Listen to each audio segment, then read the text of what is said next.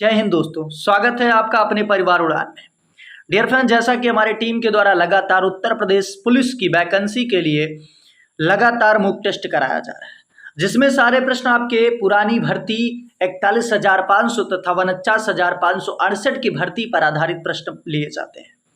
Dear friend, जिन लोगों को लग रहा है कि वैकेंसी नहीं आ रही है, तो मैं बता दूं कि एक समय आएगा कि वैकेंसी आ जाएगी और आपको यही रहेगा कि काश कुछ और समय दे देता तो मेरा सिलेक्शन हो जाता। इसलिए समय को ध्यान में रखते हुए अपनी तैयारी में लगे रहिए, जल्द ही भर्ती आ जाएगी। सेशन को शुरू करते हैं। सबसे पहला प्रश्न है कि भारतीय संविधान का कौन सा भाग संविधान की आत्मा कहलाता है। जबरदस्त प्रश्न है, आपके उत्तर प्रदेश के पेपर में 5 से 6 बार रिपीट हो चुका है। भारतीय संविधान का कौन सा भाग संविधान की आत्मा कहलाता है। इसमें यूपीएसआई यानी उत्तर प्रदेश के प्रत्येक एग्जामों का एनालिसिस करके ही पेपर दिया जाता है आपको ये। तो ये ऑप्शन दिया गया मूल अधिकार को, बी ऑप्शन राज्य के नीति निर्देशक तत्व को, सी ऑप्शन दिया गया उद्देशिका को और डी ऑप्शन दिया गया है संवैधानिक उपचारों के अधिकार को। बिल्कुल जबरदस्त प्रश्न है, आंसर्स बताना है दोस्त। जबरदस्त प्रश्न है, आंसर्स बताना है दोस्त कि इसका आंसर्स क्या हो जाएगा। तो आशा करता हूं कि आंसर्स को आप टिक कर चुके होंगे। क्या हो जाएगा? D option is the correct answer हो जाएगा। यानी संवैधानिक उपचारों के अधिकार को हम क्या कहते हैं, तो ये भीमराव अंबेडकर ने कहा था कि संवैधानिक उपचारों के अधिकार यानी अनुच्छेद 32 को उन्होंने क्या कहा, अनुच्छेद 32 को, ठीक है, संविधान की आत्मा कहा था। अगर बात करें कि अनुच्छेद 32 के तहत अगर आपके मूल अधिकार का हनन हो रहा है तो आप सुप्रीम कोर्ट में जा सकते हैं। बात करते हैं कि अनुच्छेद 32 के तहत सर्वोच्च न्यायालय एवं अनुच्छेद 226 के तहत 5 प्रकार की रिट जारी करता है। कितने प्रकार की? 5 प्रकार की रिट जारी करता है। चलिए, मूल अधिकार को संविधान का मैग्ना कार्टा कहते हैं। और अगर हम बात करें कि मूल अधिकार को क्या कहा जाता है, तो मूल अधिकार को संविधान का मैग्ना कार्टा कहा जाता है। क्या कहा जाता है? मैग्ना कार्टा कहा जाता है। अगर बात करें कि जो मूल अधिकार का, जो फंडामेंटल राइट्स का सिस्टम है वो कहाँ से लिया गया है, तो सिस्टम इस समय बहुत चर्चा में चल रहा है। तो मूल अधिकार की जो लिया गया वो कहाँ से लिया गया? अमेरिका के संविधान से कॉपी किया गया और भारत में पेस्ट किया गया है। चलिए, अगर राज्य के नीति निर्देशक तत्व को कहां से लिया गया तो ये आपको कमेंट बॉक्स में बताना है। अगले प्रश्न की तरफ बढ़ते हैं। स्क्रीन पर अगला प्रश्न है। अगला प्रश्न है कि सिंडेराइट किस तत्व का अयस्क है। सिंडेराइट जो है ये किस तत्व का अयस्क है आपको बताना है। बिल्कुल जबरदस्त प्रश्न है। ए ऑप्शन दिया गया है एल्यूमिनियम, बी ऑप्शन दिया गया कॉपर, सी ऑप्शन दिया गया आयरन और डी ऑप्शन दिया गया टिन। जबरदस्त प्रश्न है, आंसर्स बताना है मेरे दोस्त। चलिए दोस्त, जबरदस्त प्रश्न है, इसका आंसर्स बताना है। तो आशा करता हूं कि आंसर्स को टिक कर चुके होंगे। क्या हो जाएगा? Iron is the correct answer. अगर हम सिंडेराइट के सूत्र की बात करें तो इसका सूत्र क्या हो जाएगा दोस्त, तो हो जाएगा फेरस कार्बोनेट, ठीक है, FeCO3। FeCO3 जो होता है सिंडेराइट का सूत्र होता है। अगर बात करें इसके और भी अयस्क है, जैसे आपका हेमेटाइट हो गया, क्या हो जाएगा? हेमेटाइट हो जाएगा। ये भी आपका आयरन मतलब लोहा, हेमेटाइट हो गया। ये हेमेटाइट भी इसका अयस्क होता है। वही अगर हम बात करें कि हेमेटाइट के साथ आपका मैग्नेटाइट भी इसका अयस्क होता है। क्या होता है? मैग्नेटाइट भी अयस्क होता है। तो पेपर में ये पूछा गया इसलिए मैंने ये प्रश्न दिया है। मैग्नेटाइट भी इसका अयस्क होता है। इसके बाद आपका लिमोनाइट भी इसका अयस्क होता है। क्या होता है? लिमोनाइट भी इसका अयस्क होता है। लिमोनाइट भी इसका अयस्क होता है। इसके बाद आयरन पायराइट भी इसका अयस्क होता है। क्या होता है? आयरन पायराइट भी इसका अयस्क होता है। चलिए, बिल्कुल, तो इतनी चीजें आपको जानकारी हो चुकी होंगी। चलिए दोस्त, अगले प्रश्न पर बढ़ते हैं। अगला प्रश्न स्क्रीन पर आपके आ चुका। जबरदस्त प्रश्न है कि भारतीय राष्ट्रीय, बिल्कुल जबरदस्त प्रश्न है कि भारतीय राष्ट्रीय और प्रति व्यक्ति आय पर रिपोर्ट देने के लिए निम्नलिखित में से कौन जिम्मेदार है। यानी भारत का जो राष्ट्रीय प्रति आय जो निकालने का काम करता है, जिसको हम क्या कहते हैं? GNP कहते हैं। GDP ना कह के इसको हम GNP कहते हैं। क्या कहते हैं? GNP कहते हैं, ठीक है, ग्रास नेशनल प्रोडक्ट जिसको कहते हैं, ठीक है, राष्ट्रीय, ठीक है। चलिए, बिल्कुल, तो इसका क्या हो जाएगा? नीति आयोग द्वारा, मानव संसाधन विकास मंत्रालय के द्वारा, या गृह मंत्रालय के द्वारा, या सांख्यिकी और क्रम कार्यान्वयन मंत्रालय के द्वारा। अगर चैनल पर नए हैं दोस्तों, चैनल को एक बार सब्सक्राइब कर लीजिए ताकि आपको नोटिफिकेशन मिलता रहे। इस समय वीडियो डेली अपलोड ना करके, ठीक है, एक दिन की गैपिंग दी जाती है ताकि दोस्त ऐसा नहीं, अब रेगुलर रहेगी क्योंकि थोड़ा सेहत पर प्रभाव था जिसकी वजह से नहीं दे पा रहे थे वीडियो। बिल्कुल ठीक है, तो आशा करता हूं इसका आंसर आप कर चुके होंगे। क्या हो जाएगा इसका आंसर बताना कमेंट बॉक्स में, बिल्कुल जबरदस्त बताइए। चलिए कमेंट बॉक्स में आप कोई किसी भी प्रश्न का आंसर आपको देना ही नहीं, बस कम से कम उत्साहवर्धन के लिए तो कमेंट बॉक्स में लिखिए। चलिए दोस्त, आशा करता हूं कि आंसर्स को टिक कर चुके होंगे। तो क्या हो जाएगा, D option is the correct answer. क्या हो जाएगा, D option is the correct answer हो जाएगा। तो इसका आंसर क्या हो जाएगा, आपको क्लियर हो चुका है कि जो 32 है इसका आंसर्स हो जाएगा। अगर हम बात करें कि जो ये आपका है ये एनएसओ के द्वारा जारी किया जाता है, नाम क्या, एनएसओ के द्वारा जारी किया जाता है। अगर हम एनएसओ की बात करें, इसका स्थापना कब होता है, तो 2019 में इसकी स्थापना होती है। ठीक है, राष्ट्रीय सांख्यिकी और कार्यान्वयन मंत्रालय का अगर बात करें, ठीक है, 2019 में इसकी स्थापना होती है। अगर बात करें इससे पहले केंद्रीय सांख्यिकी संगठन की स्थापना कब हुई थी, आपसे पूछ सकता है। तो केंद्रीय सांख्यिकी संगठन की स्थापना जो हुई थी वो आपकी 1951 में हुई थी, जिसका नाम था केंद्रीय सांख्यिकी संगठन। ठीक है, क्या हो जाएगा, केंद्रीय सांख्यिकी संगठन। सबसे पहले अगर बात करें कि राष्ट्रीय आय की जनगणना किसने किया, तो सबसे पहले जो राष्ट्रीय आय की जनगणना की गई थी वो 1868 ईस्वी में की गई थी। कब की गई थी, 1868 ईस्वी में किया गया था। किसके द्वारा किया गया था, तो आप कहेंगे दादा भाई नौरोजी के द्वारा किया गया था। किसके द्वारा, दादा भाई नौरोजी के द्वारा। और ये कांग्रेस के 3 बार अध्यक्ष बने हैं। तो आपसे ये भी पूछता है कि कांग्रेस के 3 बार अध्यक्ष बनने वाले व्यक्ति, तो बता सकते हो दादा भाई नौरोजी। यानी सबसे पहले जो राष्ट्रीय आय का पता लगाया वो दादा भाई नौरोजी ने लगाया था। अगर बात करें कि स्वतंत्र भारत का सबसे पहली बार किसने किया, तो पीसी महालनोबिस ने किया था। पीसी महालनोबिस ने किया था 1949 ईस्वी में। कब, 1949 ईस्वी में।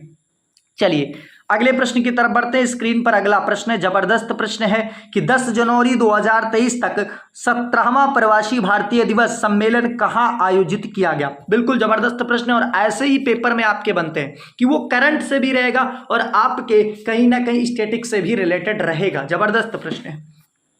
ए ऑप्शन आपका Junagadh, B option Varanasi, C option Indore और डी ऑप्शन दिल्ली। जबरदस्त प्रश्न है, आंसर्स बताइए। तब तक हम कुछ आपकी चीजों के लिए जरूरी है जो लिख दे रहे हैं। ठीक है, चलिए दोस्त,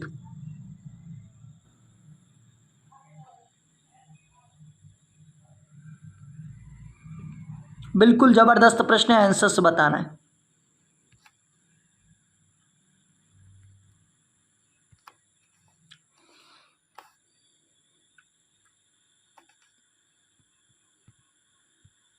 चलिए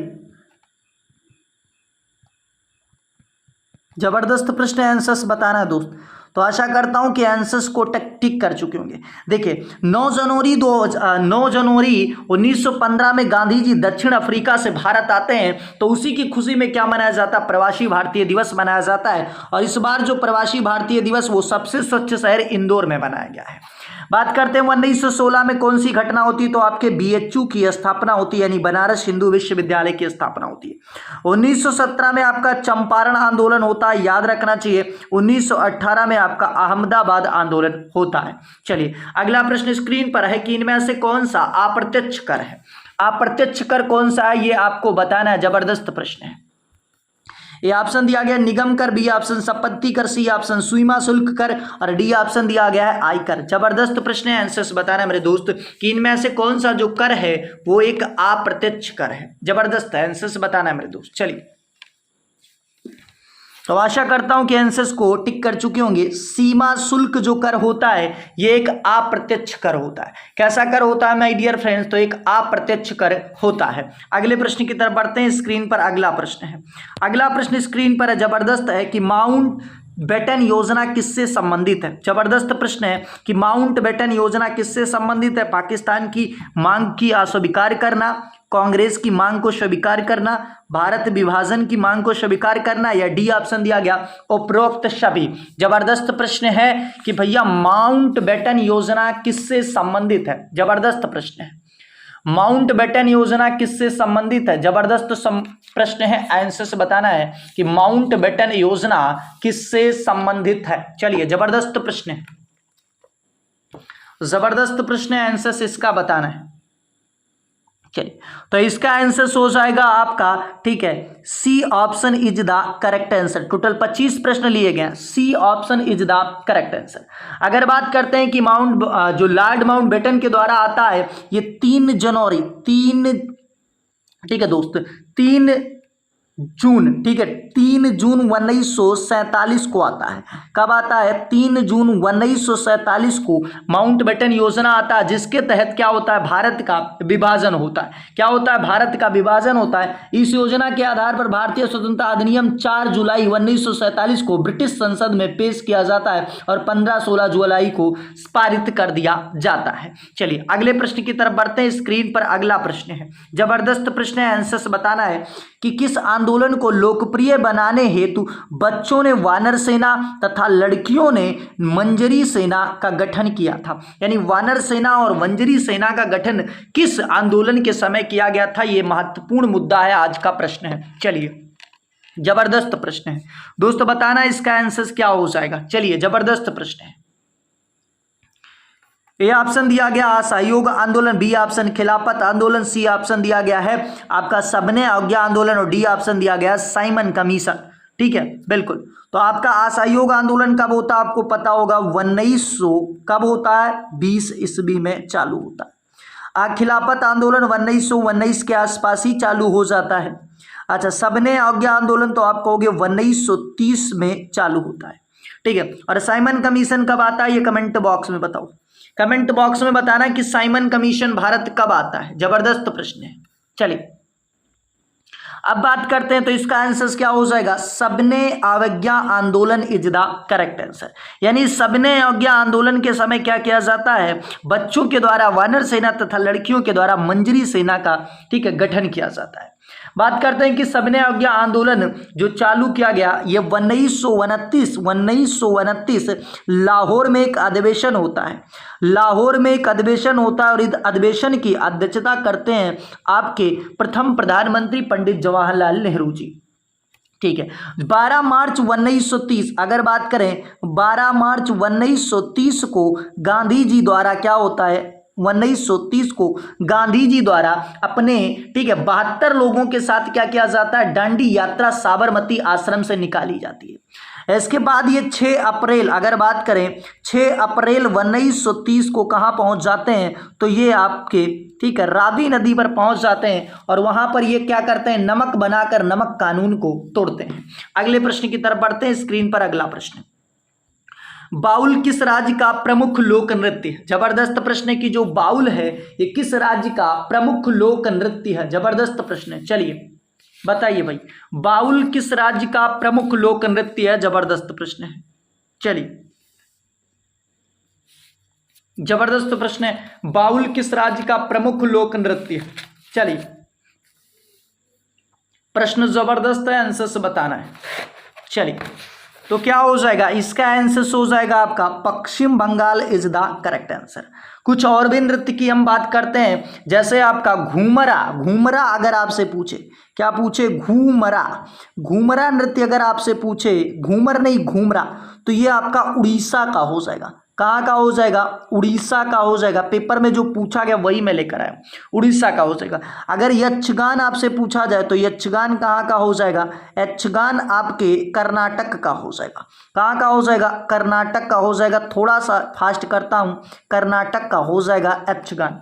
वहीं अगर बात करें कि कोलट्टम कहाँ का हो जाएगा, तो कोलट्टम अगर हम बात करें, कोलट्टम जो है आपका ये तमिलनाडु का हो जाएगा। कोलट्टम कहाँ का हो जाएगा? तमिलनाडु का हो जाएगा। वहीं अगर झूला की बात करें तो झूला उत्तर प्रदेश, और डांडिया की बात करें तो गुजरात का हो जाएगा। अगला प्रश्न स्क्रीन पर है कि हड़प्पा संस्कृति निम्नलिखित में से किसके समकालीन थी? हड़प्पा संस्कृति जो थी ये किसके समकालीन थी, ये आपको बताना है। जबरदस्त प्रश्न है। लोयुगीन, ताम्रयुगीन, नवपाषाण युगीन या कांस्य युगीन? जबरदस्त प्रश्न है, थोड़ा सा फास्ट करेंगे तो क्या हो जाएगा, ये कांस्य युगीन सभ्यता के अंतर्गत आती है आपकी। सबसे पहले अगर हम हड़प्पा की बात करें तो हड़प्पा जो आप पढ़ते हैं ये किस काल के अंतर्गत पढ़ते हैं, तो आप देखिए एक आपका होता है इतिहास को, ऐतिहासिक काल को 3 पार्ट में आपने बांटा, एक बांटा प्रागैतिहासिक काल, एक आपने बांटा आद्य ऐतिहासिक काल और एक बांटा आपने ऐतिहासिक काल।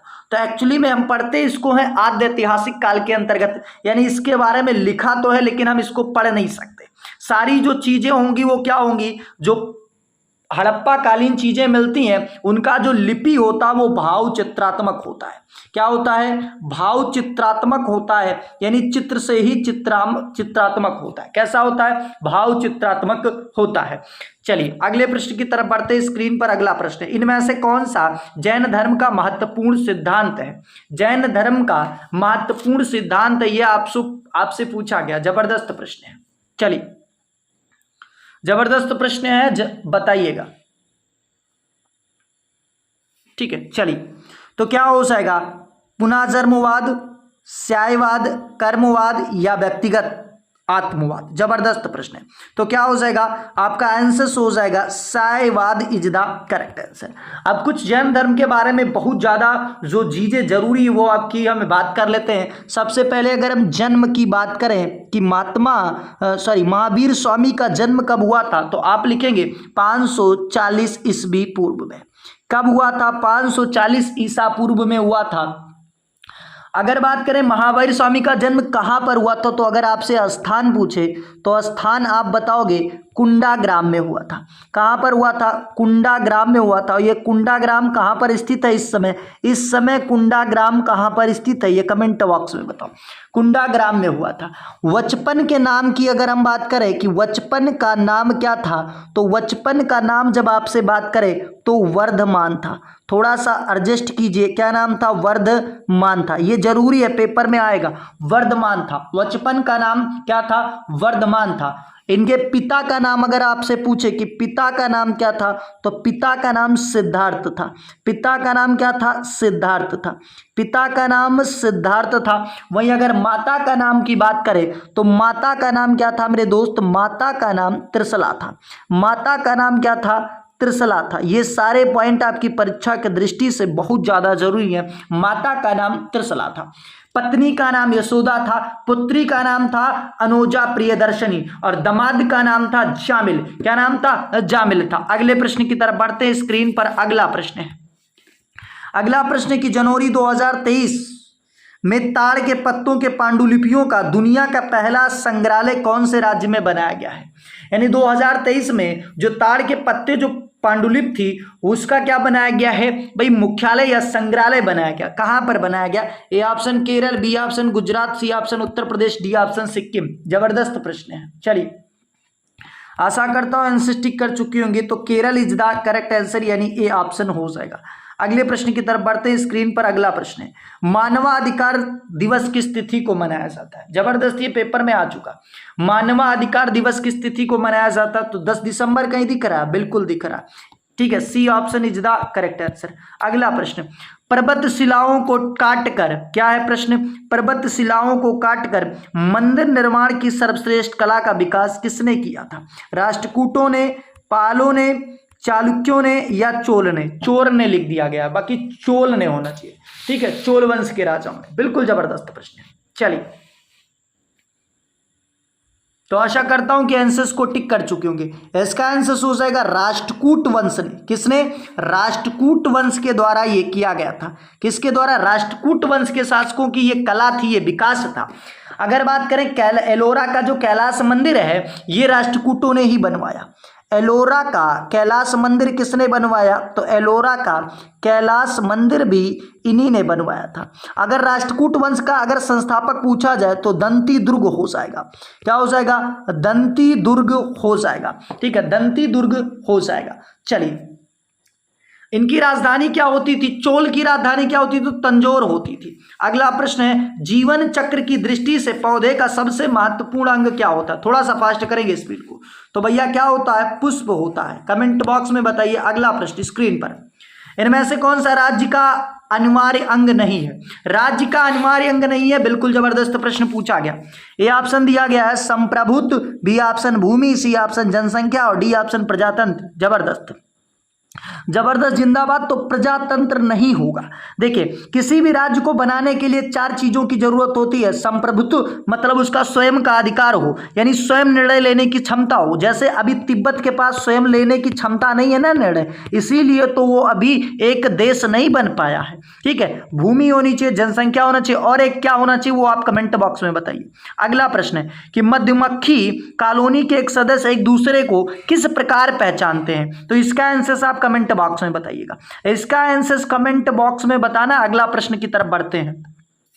अगला प्रश्न स्क्रीन पर है कि प्रसिद्ध सैयद सलार मेला, प्रसिद्ध सैयद सलार मेला प्रदेश के किस जनपद में लगता है? ए ऑप्शन दिया गया बाराबंकी में, बी ऑप्शन दिया गया बहराइच में, सी ऑप्शन फर्रुखाबाद में, डी ऑप्शन लखनऊ में। जबरदस्त प्रश्न, जबरदस्त प्रश्न है दोस्त। जोश कम नहीं होना चाहिए। तो क्या हो जाएगा आपका आंसर? हो जाएगा Bahraich is the correct answer. 20 बार करा चुका हूं। बाराबंकी में हाजी वारिस अली शाह की दरगाह है, हाजी वारिस अली शाह की दरगाह है। चलिए अगला प्रश्न है कि प्रदेश के वाराणसी, गाजीपुर, जौनपुर क्षेत्र के लोग किस बोली का अधिकतर प्रयोग करते हैं? अवधी का प्रयोग करते हैं, खड़ी बोली का प्रयोग करते हैं, कन्नौजी का प्रयोग करते हैं, या भोजपुरी का प्रयोग करते हैं? जबरदस्त। चलिए बिल्कुल, तो आशा करता हूं कि आंसर्स को टिक कर चुके होंगे मेरे दोस्त। किसका?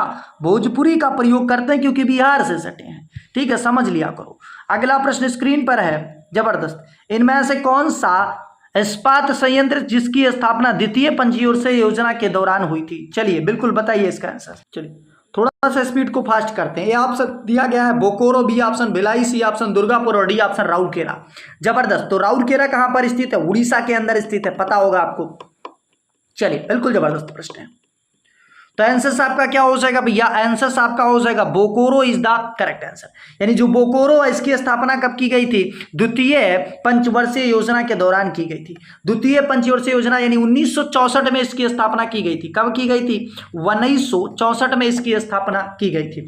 ठीक है, अगर बात करें किसके सहयोग से किया गया था, तो रूस के सहयोग से किया गया था। किसके सहयोग से किया गया था? रूस के सहयोग से किया गया था। अगला प्रश्न स्क्रीन पर है। चलिए प्रदेश का सबसे पुराना विश्वविद्यालय बताना है। जबरदस्त प्रश्न है। ए ऑप्शन बनारस विश्वविद्यालय, और बी ऑप्शन दिया गया इलाहाबाद विश्वविद्यालय, सी ऑप्शन दिया गया अलीगढ़ मुस्लिम विश्वविद्यालय और डी ऑप्शन दिया गया इनमें से कोई नहीं। जबरदस्त प्रश्न है। चलिए तो आशा करता हूं आंसर्स को टिक कर चुके होंगे। इलाहाबाद विश्वविद्यालय इज द करेक्ट आंसर। 1887 ईस्वी में जब आपका चतुर्थ अधिवेशन हुआ था ना, तभी आपके इलाहाबाद विश्वविद्यालय की स्थापना हुई थी, कांग्रेस का चतुर्थ अधिवेशन के समय। अगला है महात्मा बुद्ध का महापरिनिर्वाण कब हुआ था? जबरदस्त प्रश्न है। आंसर्स बताना है कि महात्मा बुद्ध का महापरिनिर्वाण कब हुआ था। चलिए जबरदस्त प्रश्न है दोस्त। चलिए दोस्त जबरदस्त प्रश्न है। 563 ईसा पूर्व में, 468 ईसा पूर्व में, 480 ईसा पूर्व में, या 483 ईसा पूर्व में? जबरदस्त प्रश्न है। महात्मा बुद्ध के बारे में पूछा है भाई। चलिए जबरदस्त प्रश्न है। चलिए बिल्कुल जबरदस्त प्रश्न है। तो क्या हो जाएगा आंसर? आपका हो जाएगा 483 इज द करेक्ट आंसर।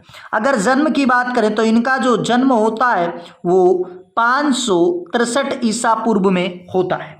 अगर बात करें किस स्थान पर होता है, तो कपिलवस्तु के निकट लुम्बिनी में। यानी स्थान की अगर आपसे पूछ ले कि स्थान, तो स्थान हो जाएगा लुम्बिनी। क्या हो जाएगा? लुम्बिनी हो जाएगा। थोड़ा सा पेन इसमें नहीं है, मैनेज करना होता है। लुम्बिनी हो जाएगा। क्या हो जाएगा? लुम्बिनी में हुआ था। बचपन के नाम की अगर बात करें तो उनका वर्धमान था, इनका बचपन का नाम सिद्धार्थ था। क्या नाम था? बचपन का नाम सिद्धार्थ था। सारी चीजें लिखते रहिए। बचपन का नाम सिद्धार्थ था, पुत्र का नाम राहुल था, इनके घोड़े का नाम कथक था। अगर बात करें सारथी का नाम चन्ना था, सारथी का नाम चन्ना था। अगर बात करें इनका महापरिनिर्वाण कहां पर हुआ था, तो कुशीनगर में हुआ था। चलिए अगले प्रश्न की तरफ बढ़ते हैं। स्क्रीन पर अगला प्रश्न।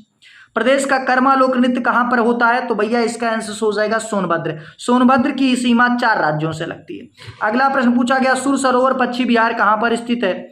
आगरा के अंदर स्थित है, गोंडा के अंदर स्थित है, संत कबीर नगर के अंदर स्थित है, या रायबरेली के अंदर स्थित है? जबरदस्त जिंदाबाद। तो क्या हो जाएगा? Agra is the correct answer. अगले प्रश्न की तरफ बढ़ते हैं। महात्मा गांधी को महात्मा की उपाधि किसने दी थी? चलिए जबरदस्त प्रश्न है। महात्मा गांधी को महात्मा की उपाधि किसने दी थी? ठीक है, चलिए तो क्या हो जाएगा इसका आंसर हो जाएगा Rabindranath Tagore is the correct answer. अगला प्रश्न है स्क्रीन पर और इसका आंसर आपको कमेंट बॉक्स में बताना है माय डियर फ्रेंड्स। तो आज के लिए इतना ही। हमारा उद्देश्य होता है कम समय में ज्यादा जानकारी। अगर आप प्रतिदिन मॉक टेस्ट चाहते हैं तो डेली आपको प्रदान किया गया जितने भी मॉक टेस्ट प्रदान किए गए, इससे पहले निवेदन चाहूंगा उसको एक बार आप प्लेलिस्ट में जाइए और वीडियो को ढूंढ के जरूर देख लीजिए, क्योंकि सारे पेपर उत्तर प्रदेश पुलिस तथा उत्तर प्रदेश के सभी परीक्षाएं, जैसे आपका पीसीएस का परीक्षा हो गया तो उससे जो परीक्षा हुई है, क्योंकि जो पीसीएस के पुराने पेपर होते हैं उसी को उठा के उत्तर प्रदेश पुलिस में छाप दिया जाता है पूरी तरीके से। ठीक है, जीएस का प्रश्न, तो इसलिए उसको जरूर देख लीजिए एक बार आप। ठीक है, आज के लिए इतना ही। जय हिंद, जय भारत।